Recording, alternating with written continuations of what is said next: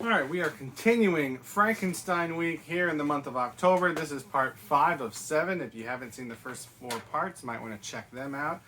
And if you thought Star Trek was the first movie to be a reboot and a sequel at the same time, you forgot about Young Frankenstein, released in 1974. The story officially picks up after the events of the original Frankenstein, focusing on his grandson, Frederick Frankenstein, as he chooses to pronounce it. But really, we go through a lot of the same story beats as the original. So, as with all the rest in this Frankenstein week, we are going to be comparing the movie to the book, as well as the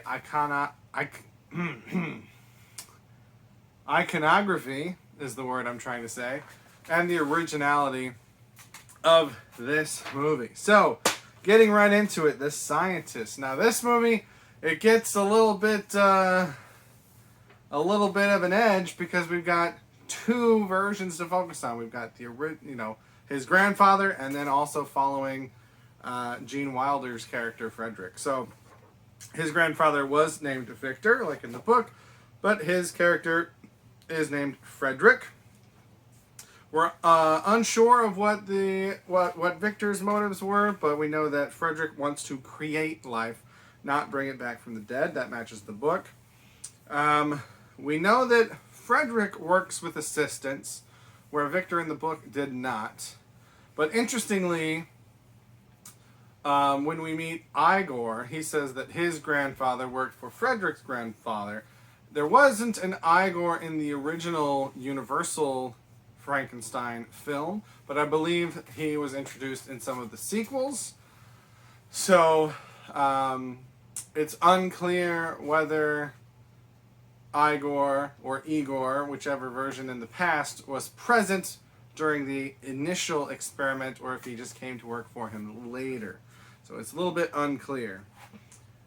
Frederick also is engaged to an Elizabeth, like Victor in the book, but there is some infidelity in this film because he is having some relations with Inga at the same time.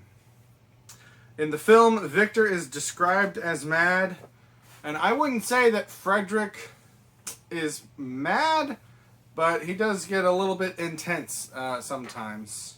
So, there's a lot of partial points in this one. We see Frederick robbing graves. We're not sure how Victor reacted to his original creation, but Frederick does not grow to regret his creation like most versions of The Scientist do. He is unhappy with, the seemingly poor quality of it at first, but he works with it, he trains it, and eventually he gives some of his own brain energy to the creature. So he doesn't regret what he's done, which is a little bit unusual. And it's unclear exactly what happened to Victor, but Frederick survives the events of the film and is still alive at the end. So, with all those partial points combined, this movie gets a 6 out of 10 for accuracy in terms of The Scientist. Moving on to the creature. In this film, we first see Frederick's creature 50% of the way through the film. 52 minutes out of 105 minutes. Very similar to the 1931 version. Frederick requests that his assistant go get a genius brain, but like Fritz in the original, Igor comes back with not the brain he was supposed to get. It's not specifically a criminal brain like in the 1931 version, but it is an abnormal brain. We've got no electrodes visible on Peter Boyle's version of the creature. We are using electricity again for the animation method. The first motion that we see from the creature is his hand, which I believe is a callback to the 1931 version. We've got a fear of fire, which was shown in the 1931 version. Not really a thing in the book. A little bit of enhanced strength, but slow. It's strange, because in the book, It's enhanced strength and enhanced speed, but it seems like all the film versions, they go for the enhanced strength, but then they always want to make them slow. It's weird that they pick one and not the other one. We've got the Fear of Fire. We've got some multiple escapes going on. The creature getting out and being lured back with music or in other ways. Whereas in the book, he just kind of wanders off for a few years. And the original creature in this film, Victor's creature, it's unknown what kind of intellect it had, but Frederick's creature is able to have some limited capacity of singing and dancing, some training ability, and then of course later on it gets some brain power from Frederick and is able to speak and talk like anyone else. And this creature doesn't make any requests like the one in the book who requests the mate, but he does get a mate by the end of the film. So not quite the same way of dealing with that aspect, but that aspect is there in both versions. And survives the end of the film. As with the book, although the book it's not quite clear, but my interpretation was that he survived. So the creature we are giving a 3.5 out of 18. Lots of differences there. The supporting cast. Again, this is kind of wonky because we got two different timelines we're dealing with here. It's unknown if Victor had any assistance during his original work. We know that Igor's grandfather, Igor, was involved at some point, and Frau Blucher was, of course, around. I thought about editing in a horse sound effect every time I say her name, but honestly, that's too much work for me. But Frederick has Igor and Inga and Frau Blucher. So several assistants, whereas in the book there were no assistants. Frederick's grandfather, I believe, great-grandfather, I guess it would be, is a baron in this. So Victor's father is a baron, not a baron in the book. It's unknown if Victor had a love interest. We don't hear any mention about an Elizabeth for Victor. Frederick is with an Elizabeth, but we don't have anything about that for Victor. Clearly, Frau Blucher was romantically interested in Victor, but it's unclear if that was reciprocated. Maybe it was clear and I missed it, but I didn't pick up on that. But for Frederick, he does have a fiancée, Elizabeth, but again, he gets into some relations with Inga. So quite a bit different from the book. No incest going on with Elizabeth. They seem to just be engaged. They don't seem to be cousins or siblings in any capacity. Again, it's unknown when Frau Blucher came into the picture, but she seems to be the only servant role that we have in the film, as opposed to the book where we had Justine and her whole family. No friends are shown for either Victor or Frederick. No professors. In fact, with Frederick, it's the students that are more of an issue than other professors. It's unknown what kind of encounters the original creature had with people. The Frederick's creature has a couple encounters. I believe there's another lake scene referencing some of the older movies, but there's also he encounters a blind man played by Lex Luthor, Gene Hackman, but it's not quite the same as the. I think it's more a reference to the blind man in the British version from the 50s rather than the actual blind man from the book. We've got okay, so we have a small child frightened, but not killed.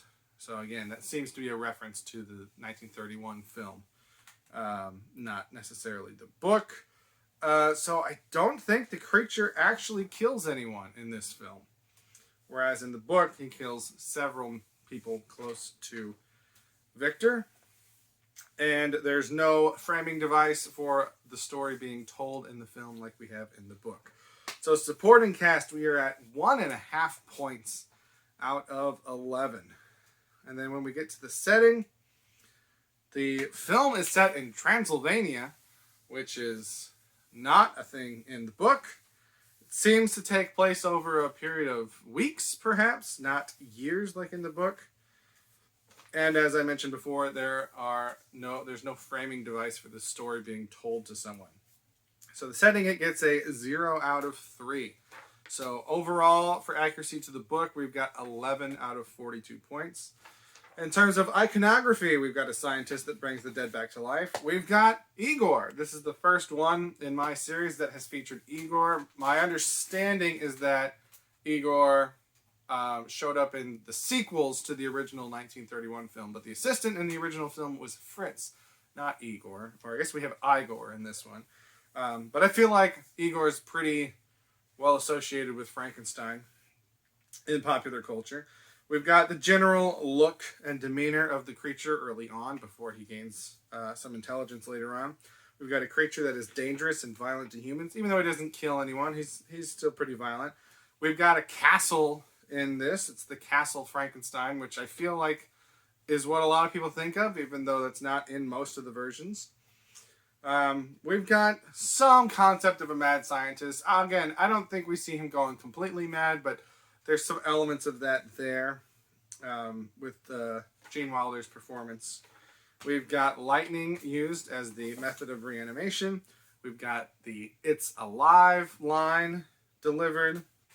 And we've got an angry mob, which, again, not from the book, but I think it's a big part of how people think of this story. So it gets a +9 for iconography. A lot of points there. And then originality. It's a comedy, which most versions of the story are not. We've got the character of Inga, the character of Frau Blücher. We've got the fact that we're following the grandson of Victor Frankenstein.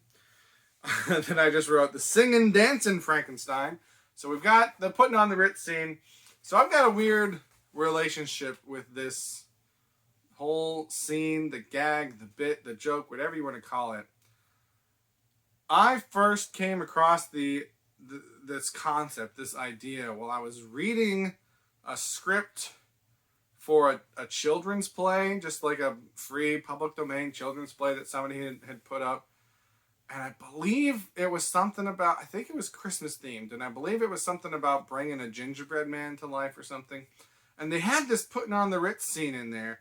I had no idea, like, what was going on. It was so random. It was really weird. And then at some point later, I watched Young Frankenstein for the first time, and I saw that scene, and I wasn't sure, and I'm still not 100% sure, if that's also a reference to something, or if that scene is the thing that other things are now referencing. Obviously, I know that was a song beforehand, but this idea of bringing something to life or giving something intelligence and using that song and the dancing and the singing as a way to showcase the intelligence, I believe, after looking into it a little bit, that this is the origin for that, and it's been referenced in other things. But if I'm wrong, and if there's something else that has done that, and this is a reference to something else, let me know, because this is just a big confusing thing in my head that's been there for several years now.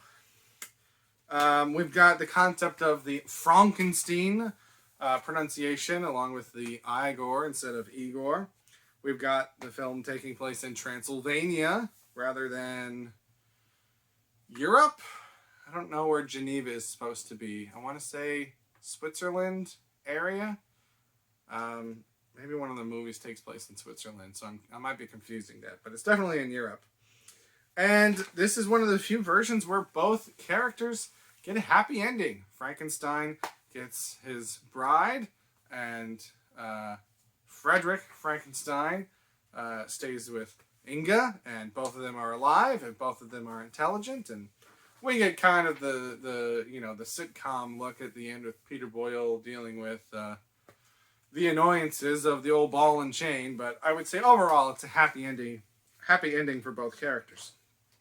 So we've got 7.5 points for originality on this film. So let me add all my numbers up. I said I would get a better method of doing this, and then I did not do that. So, accuracy to the book, we've got an 11, which is ranked second above everything we've seen so far. Iconography is a 9, which is the highest we've had so far. It's kind of odd that the spoof version has the most iconography in it. And originality is a 7.5, which is also the highest of anything we've had so far. That makes more sense because it's a different take on it. But that, I believe, gives us a total score of 27.5. That is the second place score right now. We've got 24.5 for the original Frankenstein, 23 for the Curse of Frankenstein, 39 for Mary Shelley's Frankenstein, and 17.5 for I, Frankenstein. So, Young Frankenstein surprised me a little bit with its score there. Again, as I keep saying, this score doesn't actually mean anything. These are just the things that I'm choosing to focus on, but if you're going to assign meaning to these things, that's a higher score than I would have thought of from that film. So, those are my thoughts on Young Frankenstein. Let me know if you have any thoughts, but that's all that I have. Thank you for watching, and have a good day. Hey everybody, Sam Tom here. Just wanted to let you know that I have 2 channels. If you're watching my music content, I also have a movie channel where I talk about movies and TV shows. If you're watching my movie content, I have a music channel where I do song covers, instrument demos, things like that. So feel free to check that out. Obviously, like, share, subscribe, comment, all that YouTube stuff. Thank you very much for watching, and have a good day.